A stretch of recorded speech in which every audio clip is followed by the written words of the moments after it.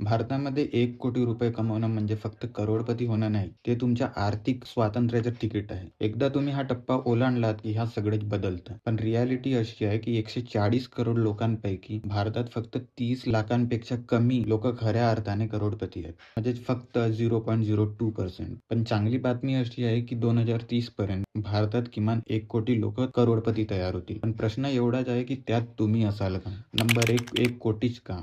1 कोटी रुपयानंतर तुमची गुंतवणूक इतका पैसा निर्माण करू लागते की तो बहुतांश लोकांच्या पगारापेक्षा जास्त असतो. विचार करा, जर तुमच्याकडे 1 कोटी गुंतवलेले असतील तर तुम्ही त्यातून दुसरा तुम्ही तयार करू शकता, जो कोणताही काम न करता दरमहा साधारणतः 1 लाख रुपये कमवतो. बहुतेक लोक काय करतात, ते आपला वेळ पैशांच्या बदल्यात विकतात. घराच्या कर्ज, गाडीच्या कर्ज, अशा जबाबदाऱ्यांसाठी, आणि या कधीही न संपणाऱ्या चक्रात अडकतात. पण एकदा तुमच्याकडे 1 कोटींची बचत झाली तर त्यातून येणाऱ्या इन्कम पासून तुमच्या किमान 60 ते 70% EMI भरू शकता, आणि इथूनच तुमच्या आर्थिक स्वातंत्र्याचा प्रवास सुरू होतो. नंबर 2, हुशार लोकांसाठी फसवणारा खोटेपणा. जर मला TCS सोडून गुगलमध्ये नोकरी मिळाली असती आणि 50 लाख पगार झाला असता तर मी लगेच श्रीमंत झालो असतो. पण हे पूर्णपणे चुकीचे आहे. समस्या पगाराची नाही आहे, तर लाईफस्टाईल इन्फ्लेशनची आहे. मोठ्या शहरात गेल्यावर लाखो भारतीय या जाळ्यात अडकतात. 30 लाख पगार असलेला सॉफ्टवेअर इंजिनियर देखील 12 लाख पगार असलेल्या सरकारी कर्मचाऱ्यापेक्षाही कमी बचत करत असतात.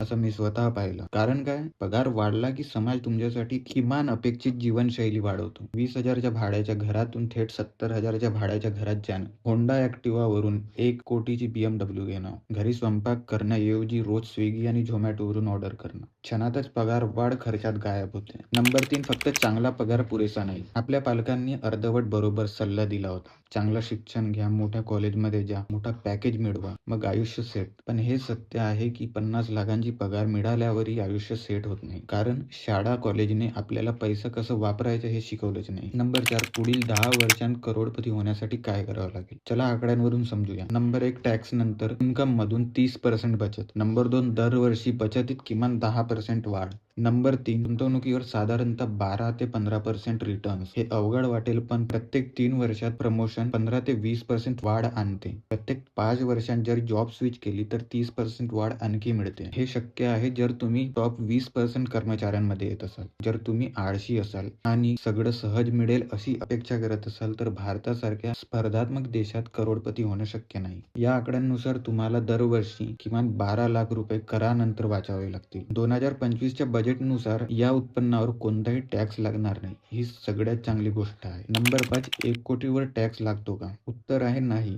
जोपर्यंत तुम्ही ती गुंतवणूक विकत नसाल तोपर्यंत टॅक्स लागत नाही. श्रीमंत लोक काय करतात? इलॉन मस्क सारखे लोक शेअर्स विकत नाही, ते शेअर्सवर कर्जा घेतात. म्युच्युअल फंडवर 10 ते 11% व्याजाने कर्ज घेऊ शकता. त्यामुळे गुंतवणूक विकायची गरज पडत नाही. पण त्यासाठी तुम्हाला 12 ते 15% रिटर्न्स मिळवावे लागतील. यासाठी तुमचा पोर्टफोलिओ काही असा दिसायला हवा. 60% भारतीय शेअर मार्केटमध्ये किंवा म्युच्युअल फंडमध्ये इन्व्हेस्टमेंट असली पाहिजे. 10% US शेअर मार्केटमध्ये किंवा ETFs मध्ये, 15% सोन्यामध्ये किंवा अदर मेटल्समध्ये, 10% फिक्स डिपॉझिट किंवा बॉन्ड्समध्ये आणि 5% क्रिप्टोमध्ये. उदाहरण, दरमहा 30,000 रुपयाची SIP असेल तर 18,000 स्टॉक मार्केटमध्ये, 3,000 US स्टॉक मार्केटमध्ये, 4,500 सोन्यांमध्ये किंवा मेटल्समध्ये, 3,000 FD किंवा बॉन्ड्समध्ये आणि 1,500 क्रिप्टोमध्ये. शिस्तपणे हे केल्यास 10 वर्षात करोडपती होण्याची शक्यता खूप वाढते. नंबर 6, सगळ्यात मोठे सापडे. नंबर 1, अपुरी हेल्थ इन्शुरन्स. फक्त कंपनीची 5 ते 10 लाखांची पॉलिसी पुरेशी नाही. 20 लाखांचं हॉस्पिटल बिल आला तर सगळी गुंतवणूक विकावी लागेल. नंबर 2, कुटुंबाच्या खर्चाचा दबाव. लग्नावर 20 लाख खर्च, 1 ते 2 कोटी घरांच्या कर्ज,